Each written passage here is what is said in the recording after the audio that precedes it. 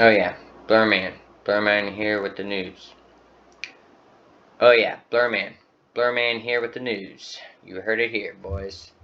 That's right, guys. Quit my job. I invested all my money into Bitcoin. Hit big. Boom. Up 11%. Oh my gosh, I'm so rich right now with digital currency. It's insane. Yeah, so to my boss, you, owner, company, and wait a minute. Oh, yeah, that's right. I did not invest. Yeah. Yeah, turns out I don't even know what the Bitcoin is. So, yeah, let's talk about it. There's a lot of things to go over. I just want to go over this article because, yeah, I'm not rich. I'm still gonna go to my job tomorrow. So, yay! I can't wait. But this article, I saw this article. It comes out of Coin Telegraph News. I'm gonna try and link all the sites that I'm citing today. Again, it's easier just do it on Word. I would be on the internet, but it gets all glitchy and whatnot. So yeah, I read this article and then I immediately checked the Bitcoin prices, and yeah, I was shocked. I was like, what? Like, if you had Bitcoin, yeah, you are definitely a lot happier. That was yesterday. At the end of this video, I'm going to look up the current price of Bitcoin and see if it's still skyrocketing, going, what do they call it? Going straight to the moon. That's what they tell you. It's some coin you're just going to buy and you don't have to worry about anything because it's going to keep growing. I mean, investments are definitely stuff people need to look into because we're going to be talking about the Federal Reserve, talking about money, talking about mortgages. We're talking about, like, your money's in trouble. I mean, shit, maybe I just should exchange all my money to yuan. Maybe that one's going to last longer. Or maybe electronic currency is the way to go. I think land is a good choice. There's some old heads like my pops. My pops buys gold and stuff like that. See, he buys other stuff to invest his money in and stuff. You don't want to just focus on one. I don't really know how this future is going to go. I don't think anybody can predict it, but let's just talk about this. It says Chinese digital yuan CBDC used for the first time to settle cross-border oil deal. So that's the Chinese digital currency is that's their CBDC. We have our own, and we're going to talk about that too. But it's the first time used in a landmark oil deal. It says the CBDC de-dollarization saw major strides last week with 1 million barrel deal on Shanghai Petroleum and Natural Gas Exchange. That's I don't know, is that a little? Is that a lot? I don't know. But that's a lot to be on digital currency for the first time. So now we're seeing, I guess, governments transporting goods and services with digital currency now, their own CBDC design. Interesting. The digital yuan has been used for the first time to settle oil transaction. Blah, blah, blah. Just read that. PetroChina and National bought 1 million barrels of crude oil October 19th. So that was 5 days ago. But this article was posted it was yesterday. And that's what, like I said, I immediately checked Bitcoin, and yeah, probably all coins now. If you have digital currency, you're probably seeing a huge influx. I'm not a financial advisor by any means, but if you had that coins, I want to be selling them. I would just, focus on that. It says the transaction was a response to a call by Shanghai Municipal Party Committee and municipal government to apply the Chinese Central Bank digital currency, CBDC, also referring to as the ECNY, international trade, the exchange said. It is another major step forward for the digital yuan, according to state-controlled China Daily. It's probably their newspaper or whatever. The seller and the price of the transaction were not disclosed. For comparison, the price of the OPEC basket of oil from 13 producers was $95 $88.72 per barrel on October 19th. So that's how much it was per barrel. The crude oil deal also marks an overall major step in the use of the yuan on the international market. Yeah, it definitely boosts yuan's money too. I'm sure that one's looking a lot better than the dollar anyway, like American dollar. And in the global movement toward de-dollarization. I had to say that a couple times. In the first 3 quarters of 23, the use of the yuan in cross-border settlements was up 35% year on year. That is a huge increase, reaching 1.39 trillion. Again, China Daily reported. The yuan was first used for a liquefied natural gas purchase on that in March, when the French Total Energies agreed to sell LNG to China National Offshore Oil Company. Well, so companies selling other countries, and you're just going to see digital dollars just being transferred from one bank account to another bank account, it looks like. The second LNG deal in yuan occurred last week. Those transactions did not involve digital yuan. Also, October 19th, First Abu Dhabi Bank announced that it had signed an agreement on digital currency with the Bank of China. Well, that's great. The state-owned commercial bank. Yeah, that you just want the government to control the bank, of course. Yeah. This comes out of the Third Belt and Road Forum for International Cooperation. If you don't know what the Third Belt and Road is, you should look it up. It's definitely all about Asian expansion, more trades and stuff like that, because they're not really fans of EU and other Western civilizations, so they come up with their own stuff like that. So yeah, I saw that. It was a little article. It was trending #1. Check Bitcoin. I was like, holy shit, I should have invested. And, for all the ones who did, good for you. Like, is it going to stay up? Is it going to keep going up? Is it going to go down? It's a gamble, It's like me gambling on Sunday football, I don't know. Do they know? I'm sure a lot of insiders know. Which goes to, there's other coins you can go to. Like, how about FTX? Everybody remember FTX? Our main man, Tom Brady, said, buy FTX, bro.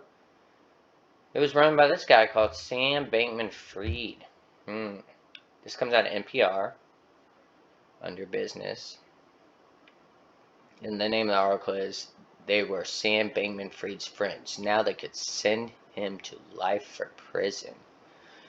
Well, what did he do? That dude was a hero, right? I remember when he was trending before he lost billions of dollars, or funded it, or laundered it, or whatever he did with it. I don't know, we're going to talk about it, but yeah, he was all over magazines, newspapers, everybody wanted to be him. It was like how this young kid became a billionaire and how you could do it and blah, blah, blah. I was like, I looked at him and I was like, this looks like a scam. And you gotta watch out for those coins. There's a lot of these new coins coming up. Yeah, somebody is always trying to trick you, especially on the internet. So just be mindful of that. Here he is. Look at this guy. He's a stud. I did see him in a couple articles. They were like, yeah, this guy's a hero. Like, made him look all buff, and he's like, yeah, we should all be like him. I was like, okay, well. It said, in this photo, the 3 of Sam Bankman-Fried's closest former associates have turned against him. So maybe he's a fall guy. I don't know. I know he was like living on some island. He had to get extradited to America just to face these charges, and the trial's going on right now, I'm pretty sure. And their testimony could help send the former FTX CEO to prison for life. Picture from left to right are, let's see if I can get these names right, Nishad Singh, Sam Bankman-Fried, Caroline Ellison, and Gary Wang. Like that, good strong name, Wang. Gary Wang.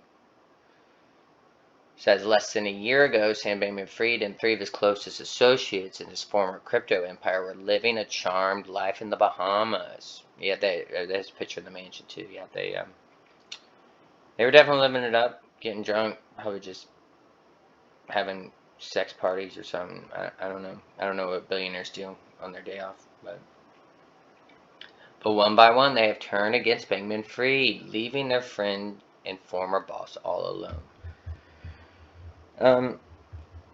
Yeah, I'm sure people contacted them or their lawyer said, make a deal, because I'm sure the evidence is stacking up against all of them. One of them noticed he did donate a lot to political campaigns. He donated to the Republican Party and to the Democratic Party, but he was the second biggest donor to the Democratic Party, I think, only next to George Soros. So there's a little tidbit of information. Makes him interesting character. I saw him. Yeah, I remember he was like in Congress or something, and a bunch of representatives, Democrats, were just like hugging him and like thanking him. It was really weird, but especially see from just private businesses. I get it that maybe it's just because money. I guess I don't know. So they work side by side, helping Bankman-Fried grow his cryptocurrency exchange FTX, an investment firm called Alameda. Okay, try this again. Firm called Alameda Research. Alameda Research into multi-billion-dollar business before both companies collapsed last year in a spectacular fashion. So he had two companies that he was funding, probably backing off FTX, and they collapsed. Probably because FTX collapsed. This was one of the photos of the mansions. It says prosecutors show the jury several photos of the $30 million penthouse in the Bahamas where Sam Bankman-Fried lived. So yeah, it's just a pretty sweet place to live, especially when you're just dealing with stuff online and just making money. It says now Bankman is being charged with several criminal counts, including fraud, and his fate could hinge on the testimony provided by the three of now former lieutenants. Why would it say that? Is that what he called them? That's weird. If convicted of all charges, the former FTX CEO could spend the rest of his life in prison. Yep, we talked about that. So yeah, we're going to listen to what they had to say about him. Again, there's the mansion, all nice and pretty. It says they worked together on an island in the Bahamas, and most of them lived together in a $30 million penthouse. Bankman and his former colleagues worked and socialized together. When they weren't writing code or tweaking trading strategies, they shared meals and played paddle tennis. What the hell is paddle tennis? You mean like table tennis? Or like, is it tennis? Rich people stuff. Okay. They have now each pled guilty to helping Bankman fraud customers. Okay. While enriching themselves, and they are cooperating with prosecutors as they hope to get less or no time in prison. So, yeah, if they make a deal, maybe they'll serve no time and they can just go off and just do illegal stuff all over again. I'm not too sure. This is Caroline. She said she was always going to be a witness in the Bankman trial. Now 28, Ellison met Bankman at Wall Street firm. He was an MIT graduate, and she finished up her undergraduate degree at Stanford University, where she was a math major. So, yeah, she's good with numbers. 2 years later, in 18, Bankman-Fried convinced her to join a fledgling cryptocurrency-focused investment firm. Wow, okay. That he started. There's that word. Alameda. Just going to call it A Research. Or Our Research. I'll call it Our Research. Which is now central to the U.S. government's case against him, so it's a big deal. Prosecutors allege Bankman steered FTX customers' money to All Research to make up for multi-billion-dollar losses and to make risky investments in startup companies. Yeah, we saw a lot of celebrities promote this. I think there was even a Super Bowl commercial for it. But you definitely had Brady, his wife, do it, and there was several others. And they were saying buy FTX. I think that was even the coin he used to buy back his football that he got. I forget what record he broke, but he got it. Some guy in the audience had his football, and he wouldn't give it up unless Brady did A, B, C, D, all this other stuff. Allison's relationship with Bankman was strictly professional. Sure. In 18, both of them began dating. What that doesn't how is it they're strictly professional? And then the next line is like, oh, by the way, in 18 they began dating. Okay, whatever. And that power dynamic became especially difficult when Bankman promoted her to CEO of Owl Research. Yeah, I'm sure it's professional. Yeah, totally. I think, yes, her quote, I would say it's our personal relationship. There was a general theme, but I sort of wanted more out of the relationship. But often I felt like he was distant. More than other witnesses, Ellison provided insight into Bankman as a person and a boss. And she didn't equivocate, whatever that means. She's the star witness. Apparently, this is the one that couldn't put the final nails in his coffin. We're gonna get everybody their stolen money back. Oh, that money's gone. Oh, that money's gone, guys. Sorry. So who knows where it went? Did he go into politics? Did he go to another Epstein Island? Who knows? You know. Bankman-Fried directed me to commit these crimes, she told the court. She also said Bankman-Fried instructed her to send dishonest financial information to lenders and investors. So, yeah, all these backers that are backing their company, they were giving them either false numbers or false data or just misleading them in general. Which would be you, a consumer, if you were to buy a coin, they might have lied to you personally too.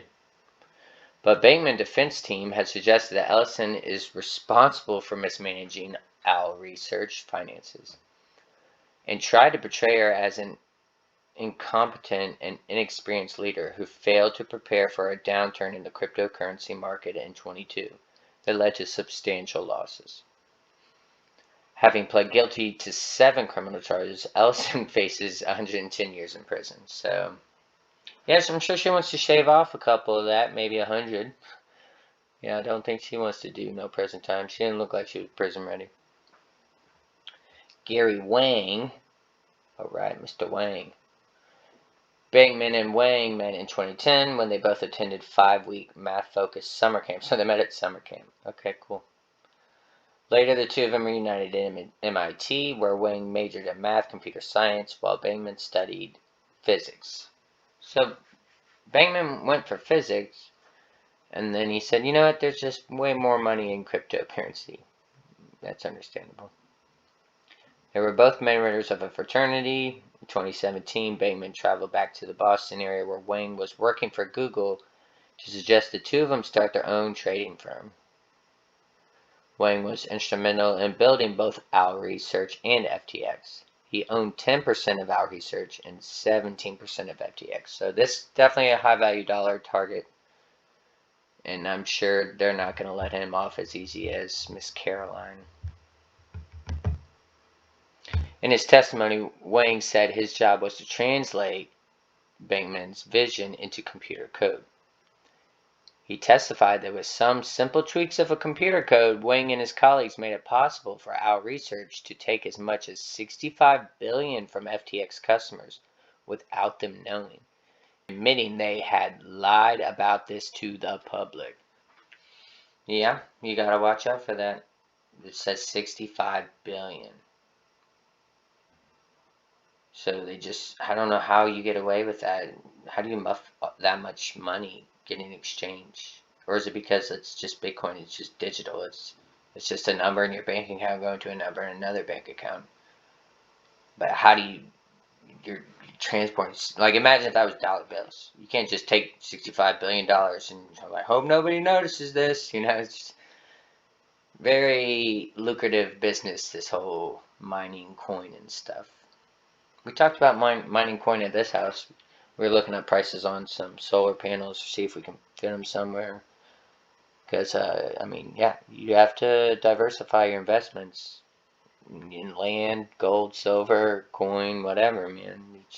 Because, again, you can't trust the dollar anymore. It's a losing battle. Bankman-Fried first crossed paths with Singh at Crystal Springs Upland School, a prestige private school where they both attended in Northern California. Cali, here we go. Singh, who was 27, was close with Gabe Bankman Sam Bankman-Fried's younger brother. Okay. After Singh graduated from the University of California, Berkeley, where he studied computer science, he briefly worked at Facebook. Then Bankman-Fried recruited him to Owl Research in 2017. Singh eventually became FTX chief engineer. Well, he moved up the ranks quick, I guess. Yeah, must be doing a good job. He told the court that at Bankman's direction, he wrote the computer code that effectively allowed Owl to borrow or take from FTX tens of billions of dollars. That's still crazy to think that. I mean, it's just ones and zeros, I guess. I defrauded customers, investors, Singh said. I participated in money laundering, and I violated campaign finance laws. Yeah, so you're definitely admitting wrongdoing. And again, we have $65 billion missing. So, on the witness stand, he described he lost faith in Bankman, and Singh testified there was numerous numbers during his tenure where he considered resigning. But you didn't. You think that money was too good, maybe? I don't know. Maybe you never thought you'd get caught. Singh said that when FTX and Owl collapsed, he was self-deleted. Or at least he felt like self-deleting. Okay, well, yeah, I mean, I remember reading about stock market crashes and stuff like that. You just have people just doing that on the floor, jumping out of buildings. Like, you just lost millions of dollars, let alone billions of dollars. Like, I'm sure that's very overwhelming mentally to take. I had a lot of admiration and respect for him, Singh said of Bankman-Fried. Over time, I think a lot of that eroded and I grew distrustful. Singh has pleaded guilty to 5 charges and he faces 75 years in prison, so a lot less. You got one looking at 75 years, one looking at 50 years. And Caroline, yeah, poor Caroline, she was looking at over 100 years. So, yeah, FTX collapsed. So, if you had FTX, you basically got boned. And was it a rug pull? Is it just something that's just like, oh, this stuff just happens? Is it just risky just doing this stuff? Maybe that's why the government wants to implement their own CBDC. This next one comes out of nationalinterest.org. Federal Reserve is asleep at the wheel. What? Oh my God. Says the Federal Reserve overcompensating for its loose pandemic monetary policy and setting up the stage for global recession. Yeah, this has a lot to do with what happened during the pandemic, the American Rescue Plan. Yeah, I had to do some research on that one. There's still a White House page up about it. I think it ended, but basically it was just for loans for businesses and stuff like that. That's obviously how we got our stimuluses and stuff like that. It was a bipartisan whatever deal. It was a lot of money. I'll show the photo of it in a bit because I can't remember what it was. But here we go. It says among the more egregious weaknesses of Chairman Powell, Federal Reserve, is its failure to react to changing circumstances. Last year, the weakness contributed to headlining inflation surging to a multi-decade high of 9%. Yeah, inflation was crazy, and we're still seeing that. Is it hyperinflation? I mean, Yellen said it was transitory, so, I mean, who knows what that even means. In March 21, at the time when the Fed was following the easiest of monetary policies, President Biden secured passage of a $1.9 trillion American Rescue Plan. And again, that's what we talked about. So, if you look up the American Rescue Plan now in Google, like, you're still seeing a lot of fraudulent stuff going on, and now people are trying to figure out actually where that $9.9 trillion actually went to. So now we're going to start seeing a lot of lawsuits about that coming up. It's going to be very interesting coming up. That plan came on top of the previous year's bipartisan budget support in among of a $3 trillion to ensure recovery from the COVID-induced. The economy received cumulative budget support of almost $5 trillion, or a staggering 20% of GDP. Holy sh! They wonder why we're like, of course there's going to be inflation. That was by far the largest U.S. peacetime budget stimulus on record. Well, I bet you we're going to top it. I could see us topping it again. That's a staggering amount, though. While former Treasury Secretary Larry Summers chastised the Biden budget as the most irresponsible budget in the past 40 years, the Fed maintained a deafening silence.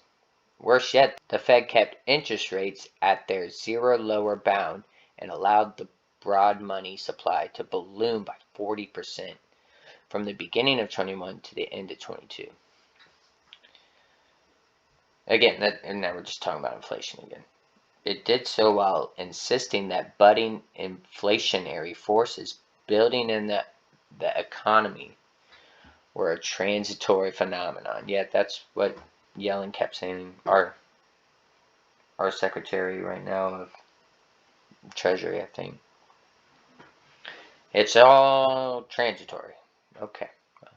Fast forward to today, and the Fed has been engaging in the most aggressive monetary policy tightening cycle in decades. Yeah, the government keeps kicking that can down the road, and they're like, "We'll worry about it later." They just keep putting band-aids on big problems, and at the end of the day, it's just too much spending. Like, I'm sure you can, if you have a family, or if you don't have a family, if you're just an adult, I'm sure you have a budget to live by. Like, I make this amount of money, I can only spend this amount of money this month. And you have to add up all your bills. And I don't think the government does that at all. I think they're just like, we're fine, we'll just keep printing money. It's okay. There's not a big deal about it at all. This was a good read. A lot of information. I think there was a couple more talking points I wanted to go on. So let's just read from here. After all this tightening, the Fed is sticking to the mantra that interest rates must be maintained high for longer to regain inflation control. So keep the rates up. I guess they think less people will buy, or they'll just make more taxes in the long run. I don't see that's going to help with inflation. It is doing so despite clear signs that the economy is slowing, and despite the likelihood that the full effects of the tightening cycle are yet to be fully felt in the economy. So it's going to get a lot worse. That's basically what they're saying. Worse yet, it is doing so despite a number of fundamental changes in the economic geopolitical landscape over the past few months that heighten the chances of a global financial crisis. Well, what crisis are you talking about? Are you going to tell us? Probably not. Now, focusing on the fact the United States is running a budget deficit as high as 8% of GDP at the peak of the economic cycle. Over the past 2 months, this has resulted in a dramatic jump in the U.S. 10-year Treasury yields, the bellwether for world interest rates, from 4% to 5%, its highest level since 2007. It has also caused mortgage and automobile interest rates to jump up 8%. So if you got a mortgage, I think it says as recently as the beginning of last year, those interest rates were around 3%. I think, again, because of, the American Rescue Plan, the government was able to keep interest rates at 3%. So people were buying like crazy, especially when you see what it is now. The highest it's ever been, 8%. That's a huge jump. I don't see how anybody can be able to afford that. Let alone my generation be able to afford a home. What do you think our kids' generation is going to be looking at? 10%? Are we going to get a hold on this? Is this going to be another housing market crash? If you see a trend that can't continue, it won't. And at 8%, I don't see people buying houses. I think one of the articles I saved on here was about mortgages. Yeah. One reason that the jump in long-term bond yields should give the Fed pause about the wisdom of sticking to its aggressive monetary policy stance is that high mortgage and auto loans rates are all too likely to crush the house and the automobile sectors of the economy. Yeah, I've never bought a car from a dealer. Well, I did once, but it was like cash, so, and it was $2,000. So I've never had. I think I had a car loan when I was 18. Couldn't remember anything about it. All I know is it's paid off. Now I just buy 90s Hondas, so I don't have to worry about it, and then you can just fix them myself. But that, if you're looking at 8% on an automobile loan, yeah, if you buy like a $4,000 car, in the end of the day, you're gonna be paying like $6,000 in what, 10 years? Like, it seems a bit ridiculous. Maybe my math's off on that, but it just, that's insane. When you see interest rates like that, it's obviously not a time to buy.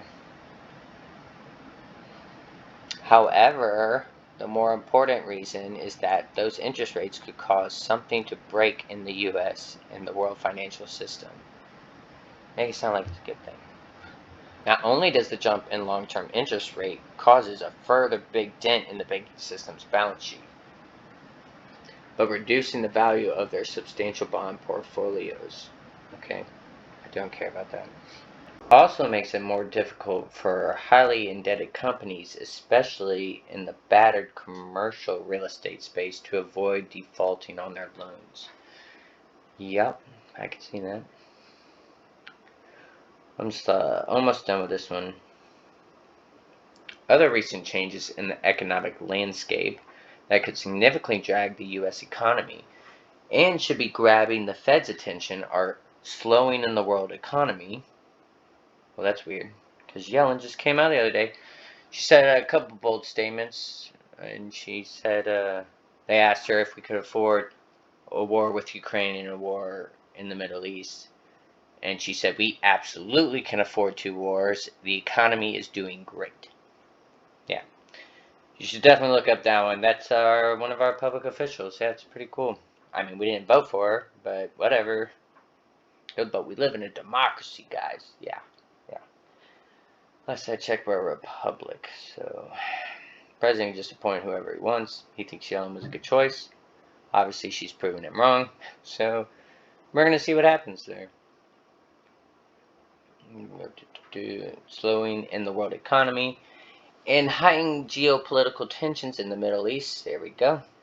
China's economy, the world's second largest, is being hobbled by the bursting of the outsized housing and credit market bubble. Okay, I'm going to have to do more research on that one. While the German economy is now in recession as it copes with a Russian-induced energy price shock. Oh yeah, there was something about a pipeline or something, and something went wrong there. It was supposed to give power to Germany. And I think Germany also banned all nuclear power too, if I'm not mistaken. Meanwhile, the Israel-Hamas is now... shit, I said. Meanwhile, the Israel war is now sending international oil prices back towards a demand, reducing $100 a barrel. If the U.S. does have a hard landing next year, history will judge the Powell Fed harshly. Yeah, for sure. By not responding to changed circumstances.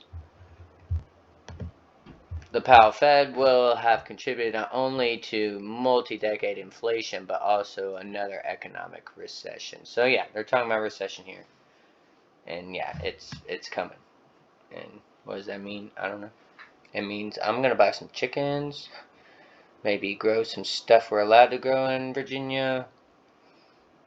Land's good. Yeah, land's good. I have ammo. That's probably another good thing to keep in reserve, for bartering purposes, nothing crazy or whatever. Anyway, this comes out of CNBC. This is about, just the mortgage rates real quick. If you have property, if you're thinking about selling or buying a new home, this is just what other people are doing. It looks like they're doing nothing because they're trying to figure out what the heck is going on. It says prices were already high, driven by a supercharged demand. 19 pandemic. Yeah, whatever. Yeah, it was the pandemic's fault. Whatever. Now the popular 30-year fixed mortgage rate is at 8%, the highest in decades, making things even tougher.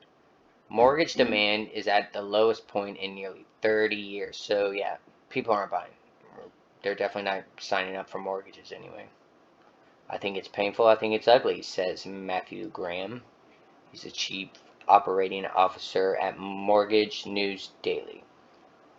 Okay. During the first 2 years of the pandemic, the Fed Reserve dropped its benchmark rate to zero and poured money into mortgage-backed securities. So the Federal Reserve is just dumping a lot of money into these mortgages. The result was a record low mortgage rates for 2 solid years. Yeah, because it was fake. It was just the government fluffing the numbers, or just like I said, just kicking that can down, and just hoping it just keeps on going. That drove into a buying frenzy. Yeah, with mortgage rates that low, so someone who needed a 3-bedroom, $300,000 house could now afford a 5-bedroom, $500,000 house. So they were buying houses basically for stuff they didn't need, or it's really crazy to see capitalism at its finest.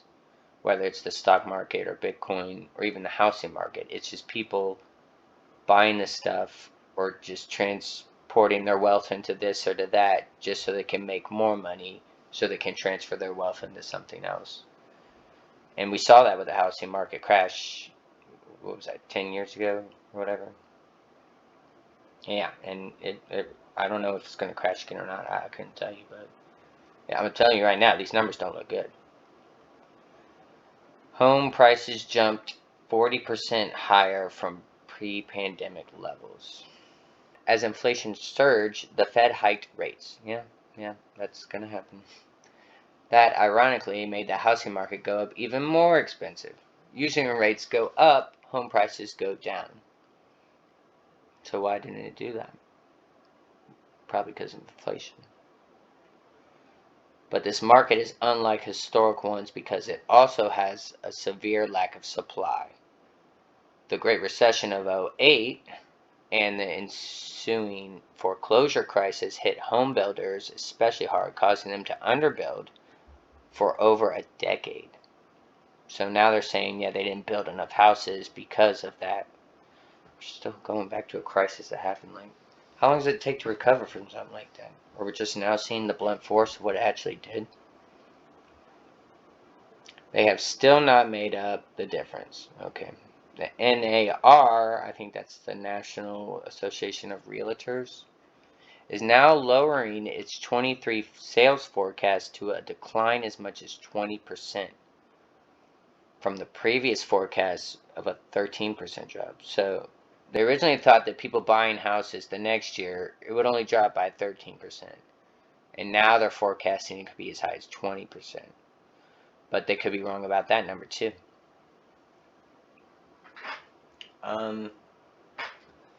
Yeah, be safe with your money. Careful who you give it to, who you trust it with, what you invest in. But I mean, there's no way you can't invest in this world. You have to, because like I said, you can't just take your money and hide it under your mattress anymore. It's just going to become worthless. We're looking like Venezuela with hundreds of dollars in the streets and nobody giving them.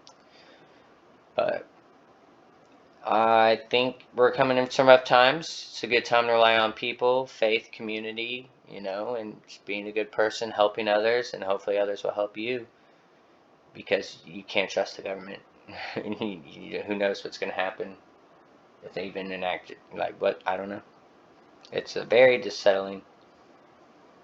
But I was going to post this one yesterday, but I thought, it's Monday Night Football. Let people watch football, have fun. Don't need to see my news. And I tried to watch a little of it. I think the Vikings won. I'm not too sure. I didn't watch it, like I said. All I know is I won in fantasy. Woohoo! But my buddy Aaron will be coming back. So we're hoping to start a news hour sometime in the middle of the week, something like this.